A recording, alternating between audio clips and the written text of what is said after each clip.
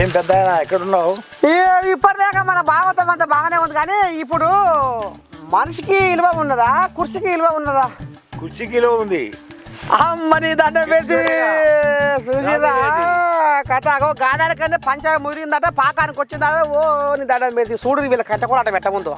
ఓని పాడైపోయి పోరా, నీ దండం పెడితే తాడుకు పట్టలేదు, తగులుకు పట్టలేదు, గుంజకేందుకు అమ్మ గుంజులాట అన్నట్టు. ఓ అమ్మ కూర్చుకున్న ఇల్వ మనిషికి లేకపోయినవరా భూమండలం మీద. ఏం సకదాల ఉందుర్లా.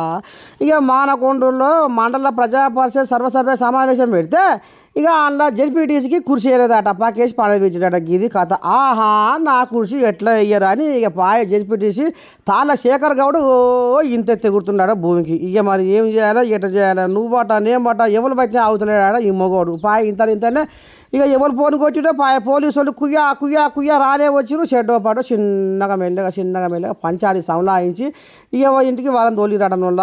అంటే చూడు కుర్చీ ఎంత పని చేసింది. వామ్మో నీ దండం పెట్టి కుర్చీకున్న ఇల్వ మనిషికి లేదంటే ఇదే కావచ్చు.